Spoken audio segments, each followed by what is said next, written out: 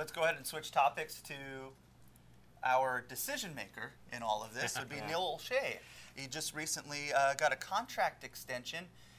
What do you guys think about that situation? Does he deserve to get the contract extension? Of the 3 questions that were asked this week, this is easily the toughest one for me. I wavered. As Jared knows, I've said some critical things of Neil Olshey. But I think, as you know too, Orlando.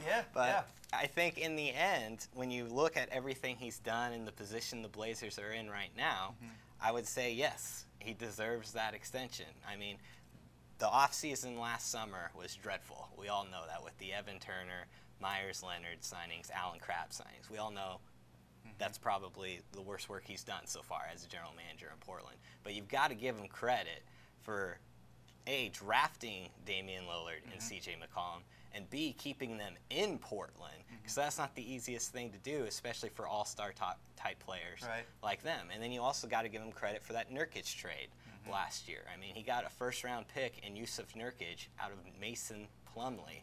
They basically got their 3rd best player and a pick that allowed them to trade up for Zach Collins in exchange for a guy, Mason Plumlee, nice player, but wasn't a game changer by any stretch. So I think when you look at that, I think you got to say, yeah, he deserved it. When this team was trending in the wrong direction last season, that seat was heating up.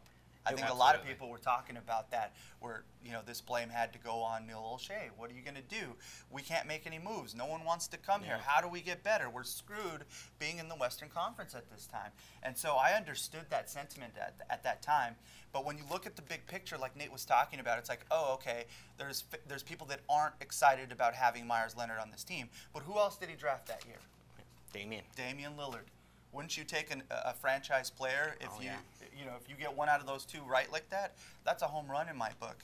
I agree. I think it's a tougher question to answer, but I think with the addition of Yusuf Nurkic, I think that definitely bought him plenty of time, and I think helping soften the blow of that salary cap with the Allen Crabbe deal, I think that's good as well.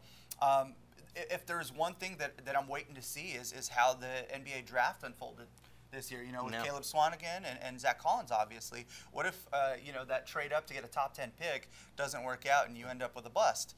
I think then you can kind of reevaluate this conversation. But at this point, I'm cool with it. I agree. I think that 2 years ago, Neil Olshey finished 2nd in Executive of the Year voting. And he had the most first-place votes. Neil Olshey had one bad summer, and it was a really bad summer. The Evan Turner contract is horrible. The Myers Leonard contract is horrible. Crabbe's contract was horrible. That was maybe a little bit more the fault of the Nets, but Olshey still matched it.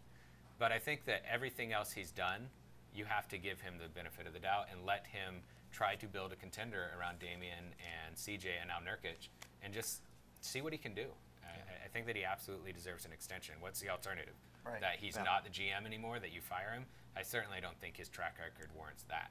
And it's not by accident his extension is through 2021, right? Because that's when Dame and CJ's deals are up. So basically they're investing in their core right now. They're investing in Dame, they're investing in CJ, and they're investing in Olshey to see, okay, we've got 4 more years with this. Let's see what we can do in these 4 years. And last spring, obviously, the Nurkic trade. Another thing I think he deserves credit for is this offseason is he's been aggressive in trying to get another star player to Portland. He's been willing to sacrifice maybe some long-term assets for a short-term gain that could be something Blazers fans haven't seen since the 70s. You know, he's trying to win a championship. Going after Paul George is putting yourself in a position, it may only be 1 year, but it's trying to win a championship. Going after Carmelo Anthony is purely trying to get to a potential where you could maybe beat Golden State in a 7-game series. Maybe Golden State has an injury. Maybe for whatever reason they're not playing as well, and your team is good enough that you could beat them and get to the NBA Finals. And he's done that so far in trying to do it. Generally speaking, I think that the public perception of that is good. That he's willing to take some risks and say, okay, we know what it's like to develop. We know what it's like to take care of our guys and to let them grow or whatnot. Now it's like, it's time to take that next step. It's time to see what we can do in the Western Conference. We're seeing the culture change in the NBA where players leave and they move to different squads and can change the complete outlook on the NBA. And I think that for the most part, people are giving credit to Olshey for at least trying to make a move, even though free agency hasn't really been the way to go. That's tough. If you listen to NBA analysts outside of the Portland bubble, they don't critique or criticize Neil Olshey. They'll critique some of the contracts, and as they should, but they are always complimentary of Olshey. He's done a good job. He's a good general manager.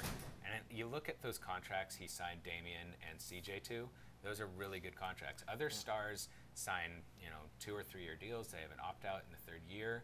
He got Damian and CJ to commit to Portland for 5 years with no opt-out. Those are excellent deals. So we know